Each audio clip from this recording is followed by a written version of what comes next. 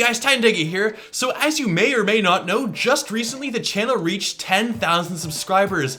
And honestly, that is just a major accomplishment. I can't even believe it's happened. It doesn't feel like it's happened, but it has. And it's happened so fast, and I could not be more appreciative of you guys, the ones who are actually subscribing. So thank you so much for helping me reach this major accomplishment. Without you guys, I would not be able to be doing this, would be doing what I love to do. So thank you guys so much for the continual support.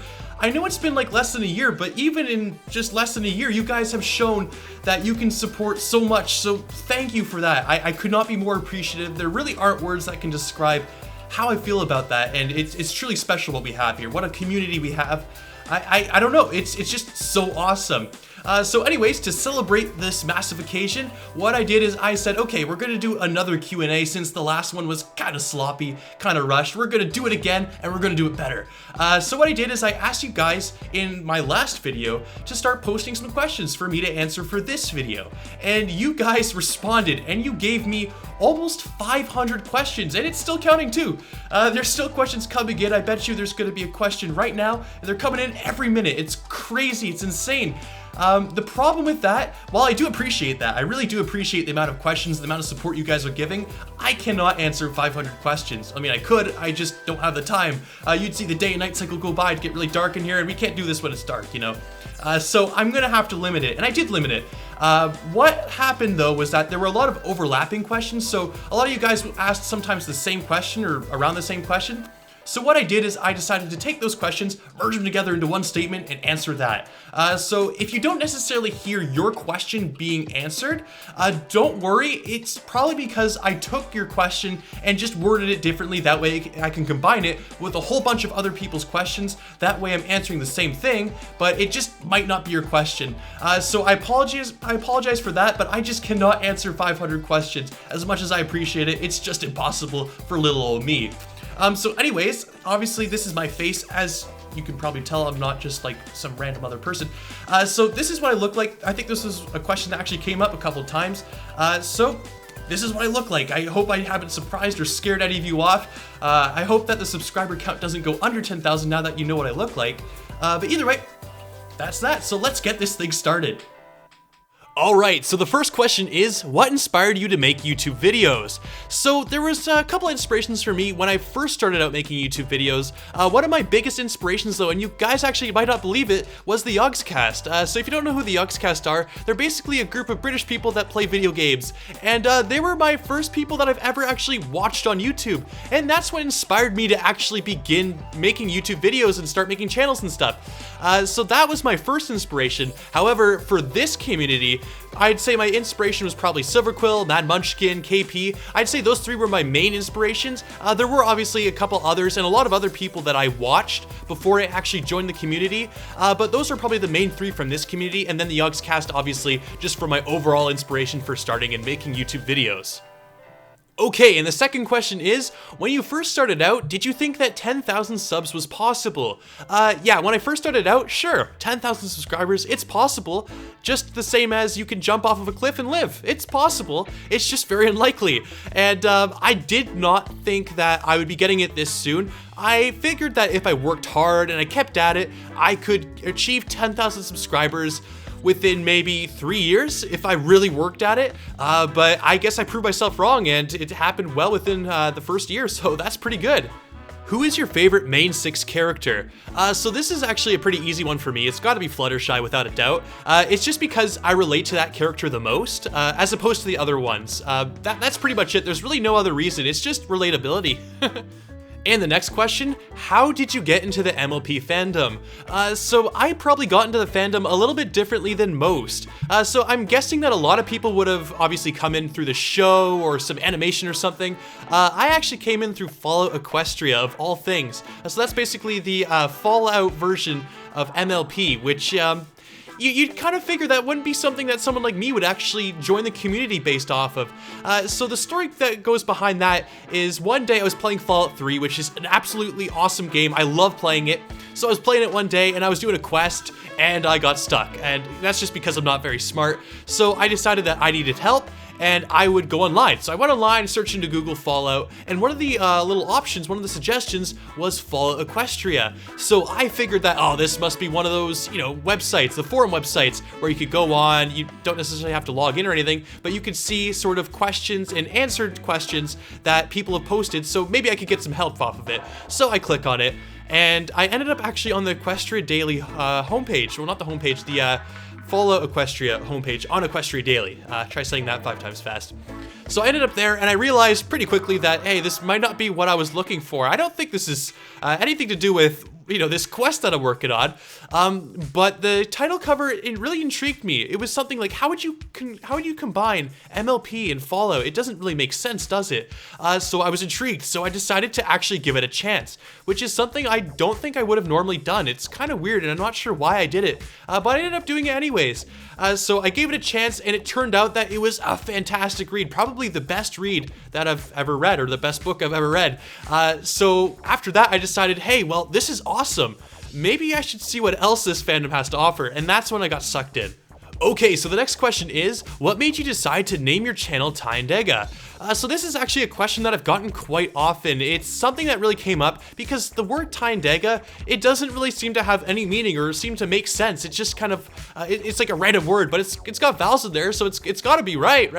Well, it actually is. So where I got the username, well, I've used the username for quite a long time. It's always really been my username that I've used for pretty much any game, really. So like RuneScape especially, that was my username. That's what I was known by. But I also play other games, and you know, on other games I've always been known by Tyan or Tyandaga.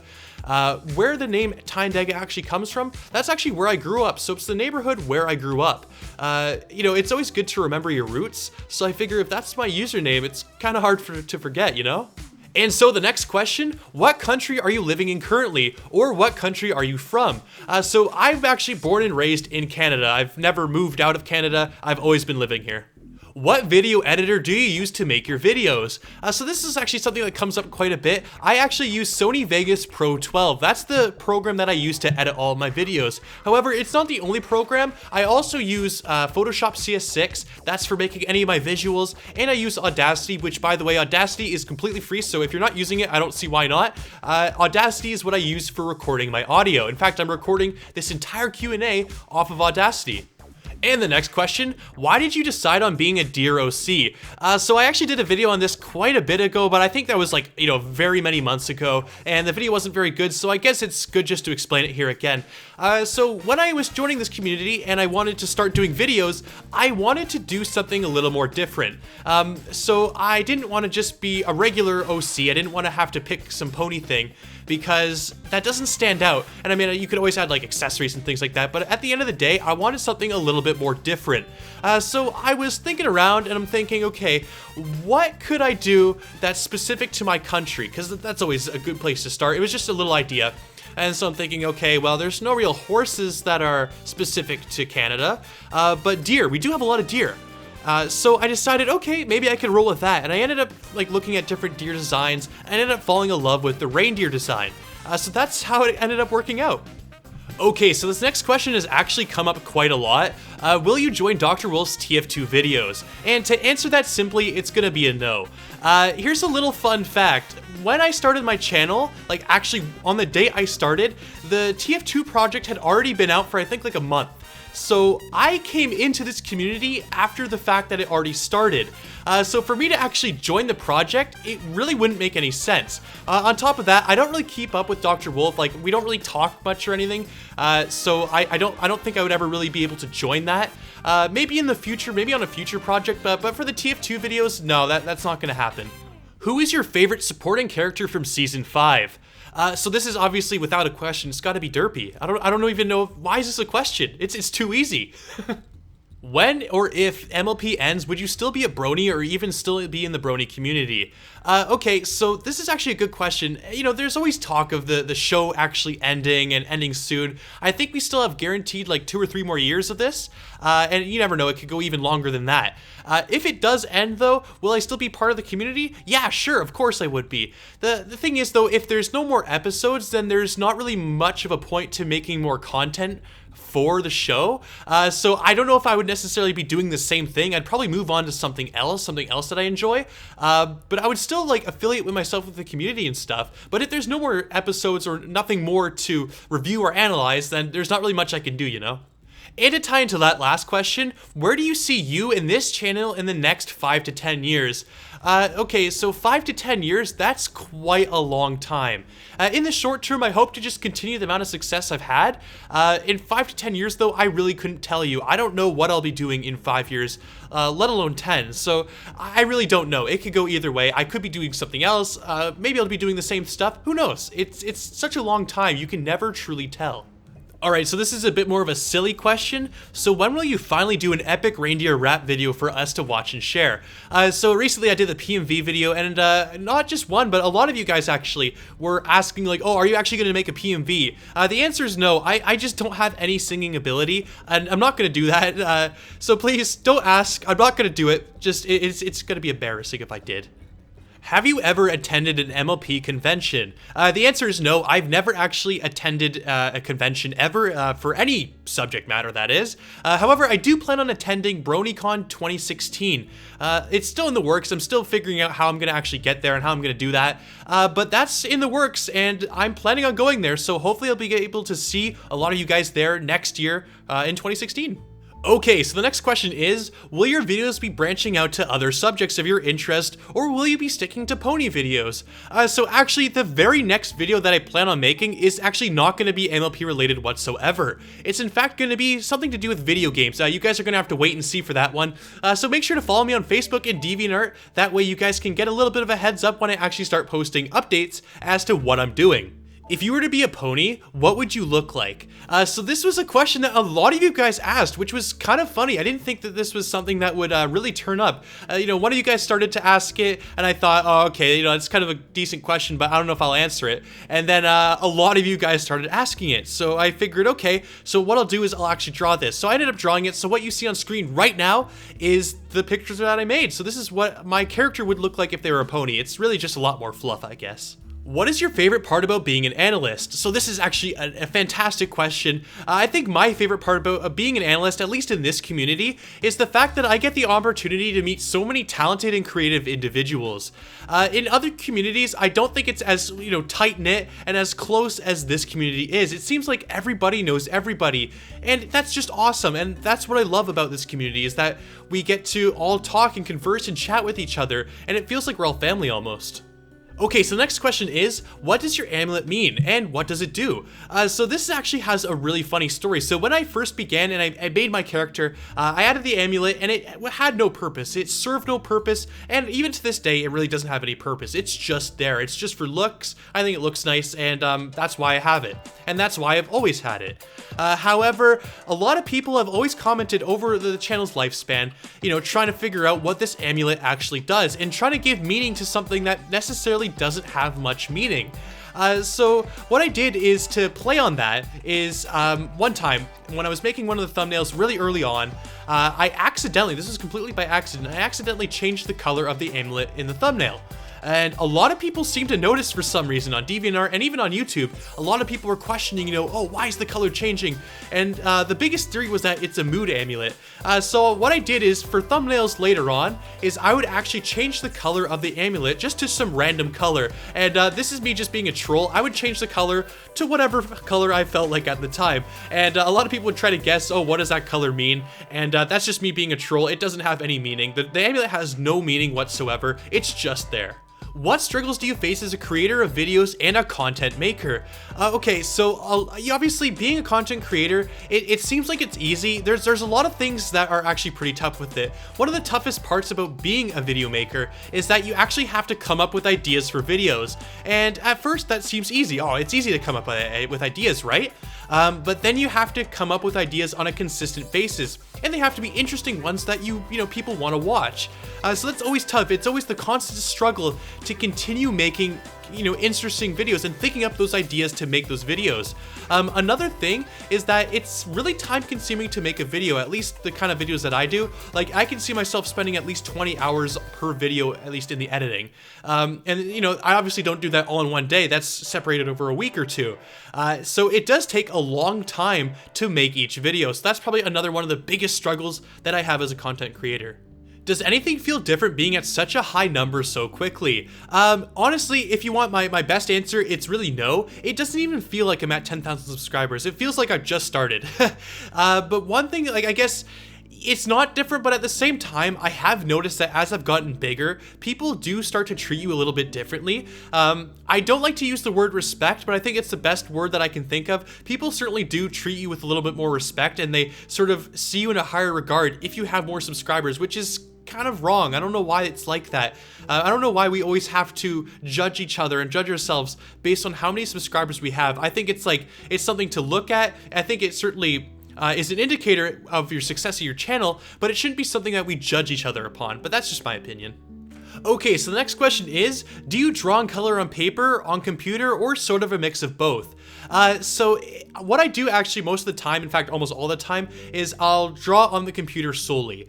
So I'll do my sketching, I'll do my line work, coloring, everything on the computer. However, I really recommend that you start off using pencil and paper, at least just to get your sketch down. Once you've got your sketch down, you can always scan it in. Most printers these days have a scanner built in, so you can always scan stuff in and look nice, and then you can always add the line work in the computer and the coloring and everything else that you want to add. Alright, so the next question is, what do you think the future of MLP will hold, and what other mythical creatures do you think MLP staff will bring in?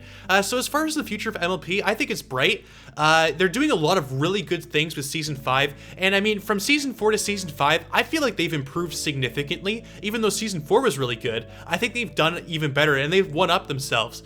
So as far as the future, I think the future's bright, and I'm really looking forward to all the possibilities they can explore. And some of those possibilities, to answer the second part of the question, is what other mythical creatures do you think MLP staff will bring in?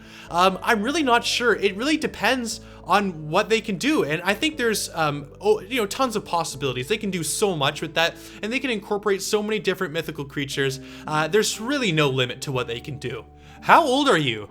So I'm actually 18. However, I do have a late birthday, so that's why I'm still 18, because when I started the channel, I was 18, and I'm still 18 now. However, I have a late birthday. In fact, late November is when my birthday is. So once that happens, then I'll finally turn 19.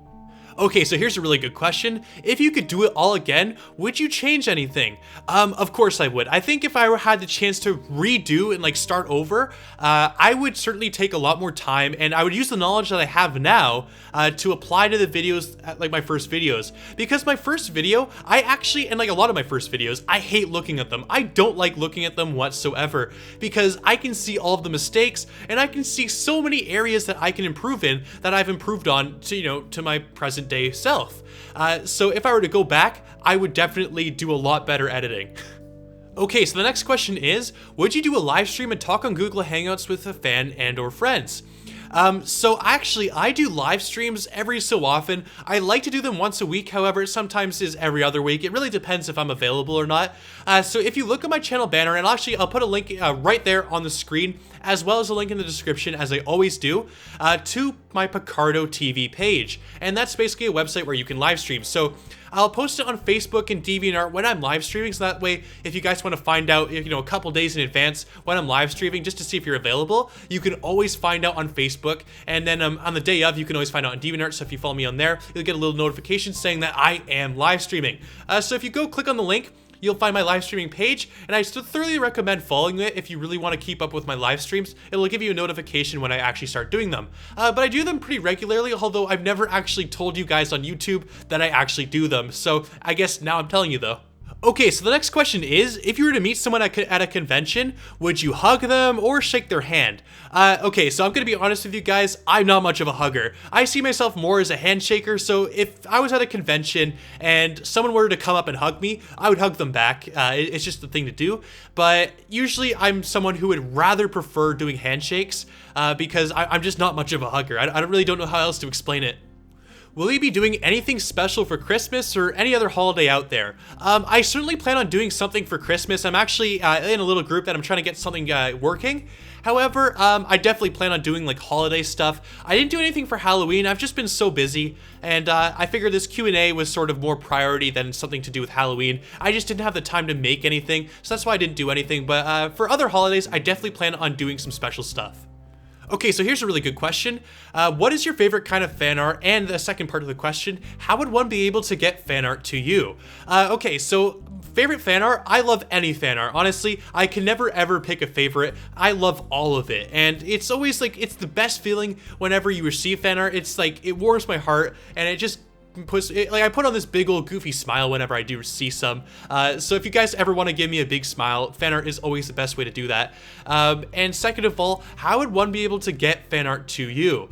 So if you actually have like something physical, I don't really have a way of like having people send me stuff right now, at least. I don't know, I'm not really comfortable with that just yet. What you can do though is, if it's like an artwork that you've drawn on the computer, you could always send it to me through DeviantArt or Facebook. DeviantArt preferably, because that way at least if you like, you know, tag me, I'll be able to see it no problem. And Facebook, you can always send it to me there too. There's also other ways of doing that. If you have something, let's say like physical, like let's say like a golden statue or something, although please guys don't make something like that, that'd be creepy. If you do though, if you have something physical that you can't exactly like, it's not on the computer, what you can do is you can take a picture of it and then send it to me through DeviantArt or Facebook. I always love seeing it, so if you guys have made stuff and you want to show it to me, like I'm open eyes and ears. I love seeing this sort of stuff. Okay, so the next question is, did you go to any art school? If you said yes, then what school? And if you said no, then how did you get good at drawing? So the only art like classes that I've ever taken were through elementary school, and I think like one high school class because it was mandatory. I've never really liked those either. I always hated art class, and part of that was mostly because you weren't really allowed to do, especially in elementary school, you weren't allowed to do anything you wanted. It was always like a set plan, you had to follow it step by step, so it'd mostly be like arts and crafts. It was only until grade 9 where I actually got to draw pretty much whatever I wanted, but by that point I never really practiced or anything, so I was always really terrible and I couldn't draw anything. So it was always discouraging, like looking around the class and seeing, other students making like these really fabulous and amazing pieces, and then there's me just doing like these really crummy stick figures, and like, I'd have like a silent cry to myself or something. I really wouldn't, but still, it was really discouraging. So I never really stuck to art. In fact, art was something that I never really did throughout my life.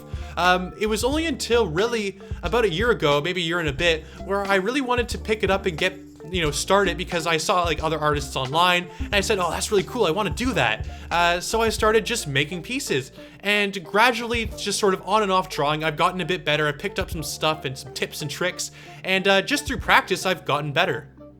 Okay, so the next question is, will you do a collaboration with me? So here's the thing, I get this question quite a lot. A lot of people will ask me, oh, can you please do a collaboration with me? I've got some things though, like some sort of requirements. If you want to do collaboration with me, first of all, you have to have an idea. So if you come to me and you pitch an idea, that's great. Obviously I have to like it, or I'll maybe let you know how I feel about the idea. But for the most part, you should have an idea and that you want to pitch to me. And guys, I'm not very picky, I really am not. So don't hesitate to ask. If you want to ask me and you want to pitch an idea for collaboration, please, all you do is go to the About section of my channel. There's a button there that says Send Message. Click on that message and type away your pitch, and I will read it. Seriously, I will read all of your suggestions or all of your pitches for collaborations. Now, if you want to collaborate with me, you have to really ask yourself why you want to collaborate with me. Is it because I have an opinion that I can offer that maybe, or a personal experience that maybe you don't have? There's got to be a reason. If you're asking me just to be part of like an episode, chances are I'm going to turn it down, because I don't really have any opinion that's different in the community, unless of course the episode is really special to me, in which case then I'd probably be reviewing it myself. So there's got to be a reason for me to be there besides just me being there. But either way, don't let that discourage you. It's always good just to pitch the idea. I'm always open ears, so if you guys have an idea, please just send me a message, About section, click Send Message, and you can type away, and I will read that. Do you think you're improving in making videos? I personally think I do. I think I've improved actually quite a lot since I first started. So if you go back and you look at my first video, you'll probably notice a massive difference to my latest videos. And the thing is, I've learned things as I go. As you keep practicing and you keep making videos, you get better, you learn new things. And I've tried to research things, look up new things, and try to add something new each and every video. But if you do that, you're going to improve. You're going to see massive improvement. And while I don't think I've gotten massive improvement, because there's really not like a terrible difference between my first and my videos now, but I think there's enough difference where you can see that the quality is now at a good standard versus back then when maybe it wasn't. Okay, so the next question is, do you have a Steam account? And if so, can I add you as a friend on it? I actually do. I think it's actually just called Tyandaga as well. So if you want to add me, yeah, sure, you can add me. One thing I do recommend though is that just like, don't necessarily message me all the time on that. If you really want to like talk to me a lot, Facebook or even DeviantArt are the best places to do that. It's just that like when I'm gaming, I don't necessarily want to be bombarded with like comments and stuff. But you can always add me. I'm always available there. So if you want to add me, please go ahead. What is your real name? My real name's Rob. Rob or Robert. Don't really call me Robbie though. If you do that, I'm just not gonna like you. But I'm kidding. But no, pretty much just Rob or Robert, whichever one you want to call me. That works just fine. Okay, so the next question is, do you want this to be more than just a hobby for you? Yeah, of course. If I could do this as my career and I got paid for it, enough that I could get by, that would be awesome. It would be literally a dream come true. However, some dreams are a little bit far from reality. I don't think this will ever be like a job for me or my career. I think I'm gonna certainly have to work, and then this would be like, this is just a hobby for me. I think if I did make it my career though, I'm scared that I might lose enjoyment for it, because once it's like a job, and money's on the line and you have to do this for money, I think you start to lose the enjoyment that you originally had. As a hobby, it's just something that I do for fun, something I do in my free time, and I can, do it at whatever pace I want. But if it was a career, then I'd probably have to do it a lot more regularly, and I might lose the enjoyment that I currently have. Have you heard of YouTube Red, and what's it about? So this is something that I was actually, it's not a really common question that I got, but it's something that I'm happy that someone actually brought up. So just recently, YouTube announced YouTube Red, and essentially what that is it's like a subscription program for YouTube. So if you want, you can pay, I think it's like a $10 monthly fee, and for that, you're not gonna get any advertisements on videos, and you get access to like some extra content on YouTube. What do I think about that? I actually am very scared of that. As a content creator, most of my the payment that I get from making videos actually comes from advertising. So if you guys saw an advertisement at the start of this video, you're actually helping supporting me. Hopefully it wasn't too long. Hopefully it was just a 5-second skippable one. But by watching those advertisements, you're actually helping me as a content creator. And that goes for any other content creator as well. What YouTube Red does is, I think it actually will make and generate more money than it will from advertisements. So as a content creator, I think we'll still be getting paid the same amount, if not more, which is always good because, we need money too. We need to eat. But I don't really see the point in it. I think YouTube has been so successful by being a free service, something that you can go online and you can watch all these amazing videos for no cost, just the cost of internet, or even if you're in a public library, it could be free. So I would be very scared to sort of see the future of this YouTube Red. I don't want them cutting off content or making things harder to get to or access, because I think that would really hurt the freedom of YouTube.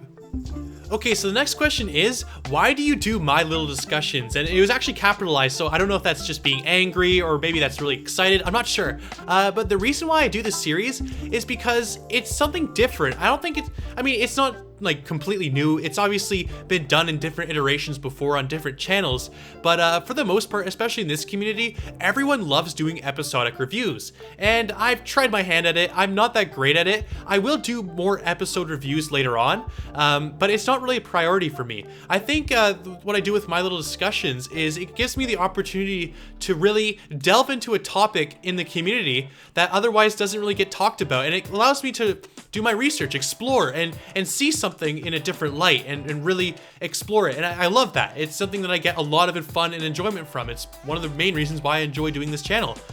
So I hope you guys are enjoying that as well. So let me know in the comments actually if you guys like the My Little Discussion series, or if there's any other playlists that you really like. Let me know. It's always good for me to see what you guys are actually enjoying. Okay, and the next question is, how much MLP merchandise do you have? I have absolutely zero. The thing is with me, I'm not necessarily someone, I'm really cheap, okay? I'm just gonna get to it. I'm really cheap. I don't like buying stuff unless I absolutely have to. Like for example, my bedroom, it's actually very bare. I don't really have like any merchandise of anything. So yeah, I'm a really cheap person. It's not that I don't like the merchandise, it's just I don't have any, and one, I don't really know where I would buy it, and two, I'm just too cheap to buy it. Okay, so the next question is actually a really good one, and I forget who actually gave this question in, but you get a cookie. So do you enjoy your videos? And to answer that, I'm gonna say no. I actually, I think this is referring to do you enjoy watching your videos? I actually don't enjoy watching my videos. When I upload a video, and after I've done the editing, I'll usually upload it the very same day once I've finished, I think the video is good, and I say, yeah, it's got the thumbs up, it's got my seal of approval, it's good to go. So we roll it out, and then maybe a week or a month later, I'll look back at the video and I'll realize, oh man, that was awful. You know, I could have improved there. Oh, I could have done that a bit differently. Oh man, why did I say it like that? Why couldn't I get my speech correctly? Why didn't I redo that line? There's just so many things that I see that are wrong with the video, and I think that's healthy as a video maker to see all of your mistakes. That way you can improve on them later. But for the most part, you're not gonna catch me rewatching my old videos. I actually just don't like watching them because it's almost embarrassing. Who is one reviewer you'd want to work with that you haven't gotten the chance to do so with? Back in the day, I would have listed off all of the big guys in the MLP community. Nowadays, for me, when it comes to collaborations, I'm not desperate to collaborate with people. Obviously, there are people that I would think I would have a really fun time working with. But for the most part, there's no real person that I can think of in particular that I must collaborate with. I think if the opportunities present themselves, I don't really care who it is, as long as I'm having fun, I'm doing something I enjoy, and at the end of the day, we can make some excellent content. And the last question of this Q&A, it's actually an existential question. Why did you decide to do this Q&A? Well, that's a very good question. Obviously, I did a Q&A way back in the day for 1,000 subscribers, or I think it was 1,000, and it really wasn't very good. There were a lot of things wrong with it, and I could honestly just start listing them off. I was using the headset. In fact, this headset that I used for that Q&A, I still use to this day. However, for some reason, when you record with it, it comes out all crackly and it's distorted. It sounds like you're dying or something. It's horrible. But I used that anyways because I just had nothing else, and I'd recently bought this headset to replace the one that died, which I was using before for all my videos. So I bought a more expensive one of the same brand, and it turned out to be worse. So I was scratching my head, so I couldn't do anything. So I had to use what I had at the time. As well, it was rushed. There wasn't much editing to go with it. It was really all audio, and you know, it just wasn't very good. It was. Yeah, it just wasn't very good. So I wanted to redo the Q&A. That way you guys get better answers to some of the questions that you guys are asking. And just for me as well, so that I could show that, hey, look, I've improved since then. And so with that ends all of the questions for this Q&A. Obviously, I could not answer all of the questions. There were just so many, and it would have been impossible for me to answer all of them. So if you did, in fact, not hear your question being answered in some form or another, I really do apologize. What you can do is, if you really want to hear your answer or your question being answered, please post it in the comment section below, and I will do my best to answer it to the best of my abilities. There were just so many questions, and while I do appreciate that, and I really love you guys for that, I just couldn't answer them all. So if you still want to have some questions answered, or if you have a new question for me, please just post it in the comment section below, and I will do my best to answer it. But anyways, guys, thank you so much for listening through all of this, and thank you so much for 10,000 subscribers. It's truly been one heck of an accomplishment. It's one hell of a milestone, and I just can't thank you guys more for that. It's so awesome being able to wake up every morning and knowing that I have a channel like this to work on and to put my love and effort in. There's no other feeling like it. So guys, thank you so much for helping me achieve, you know, all these accomplishments. Anyways though, I really hope you guys enjoyed. If you did, please be sure to leave a like as well. Don't forget to subscribe if you haven't already. You can always follow me as well on Facebook and DeviantArt. Those are the best places for you to get updates and information on what I'm doing in real life, as well as the new videos. So if you guys want to keep up with me, those are the best places to do it. And for artwork as well, I do make artwork if you didn't know.